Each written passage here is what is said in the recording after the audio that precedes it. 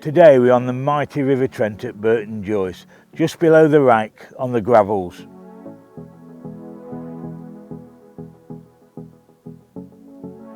This section we fish today is owned by Ashfield Anglers and it's private along here, but just a few hundred yards upstream is a day ticket section on the road stretch, which offers the same brilliant sport. I've just had to bring you down to the river today to show you just how good these Visi Wag 6s are. I feel these new polymer wags are better than peacock. I was brought up waggler fishing on the Trent and the go-to material was always peacock quill. To be honest, I was a long time changing from peacock because I've been brought up with a lot of the best waggler anglers. Anglers like Frank Barlow, Ted Stokes, Johnny Rolfe, Roy Tolson. These were top waggler anglers. And the only wagglers available to us then was peacock wagglers. Sometimes I just wonder how good these anglers would have been if these modern day materials would have been available then.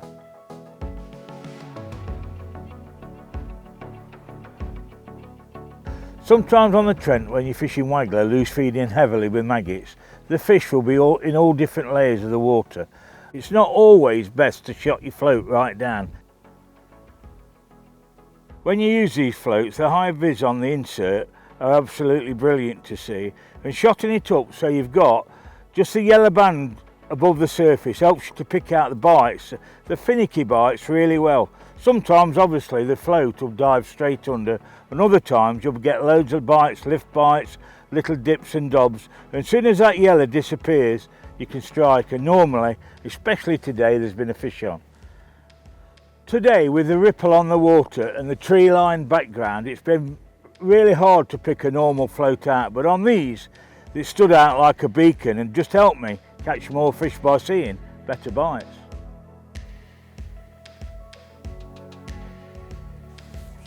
Another advantage with these floats is that the whole range takes the same shotting. 8 number 8 shot them down to the body, and it doesn't matter whether you've got the 2 gram on or the 6 gram on, it's still 8 number 8, so you can change it all the time depending on the conditions. If the wind gets up, you can put a heavier float on, same shotting. If the wind drops, you can put the lighter float on, same shotting. Obviously, the lighter you can fish and present the bait better, the more fish you're going to catch and the more bites you're going to hit.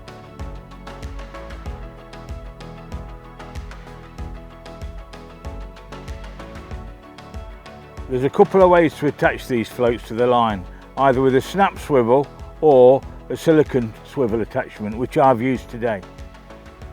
It's so simple, just popping the float out of the attachment and popping another one in.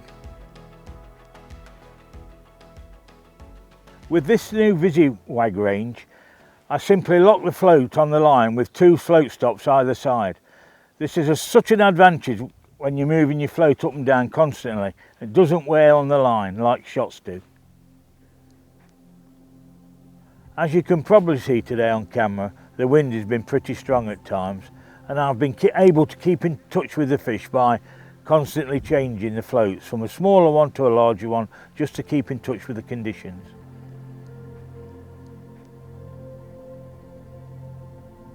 Today's session was typical of the Trent.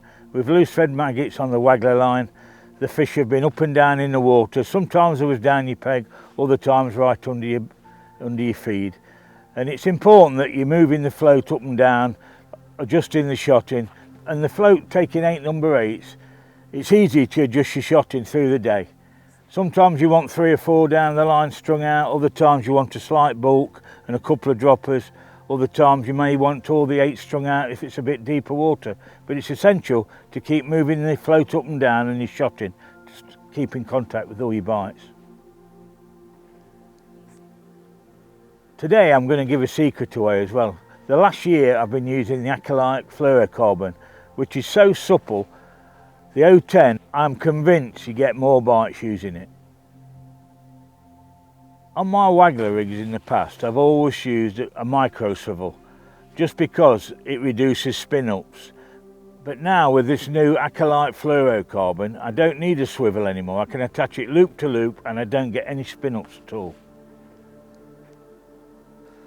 Today I fished about probably 5 rod lengths out, which is not a lot, just an easy cast. My main line's been 2.6 float fish, which I always use on the Waggler for this sort of fishing.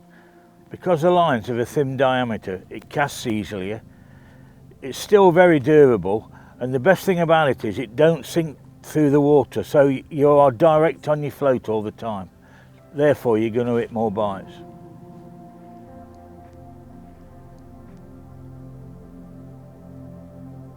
Although I've tried a few sizes of hooks today, the best one was a 20, and the best bait when the fish was really on it was double bronze maggot.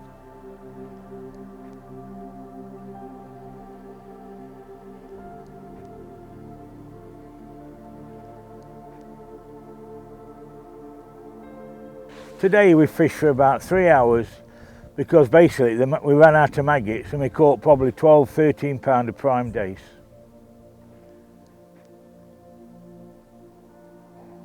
Don't take my word for it how good these floats are, go out and try one. I'm always fishing on the Trent. I only live in Nottingham, which is a few miles up the river. If you see me any time, come and say hello and I'll probably be able to pass a few tips on to you.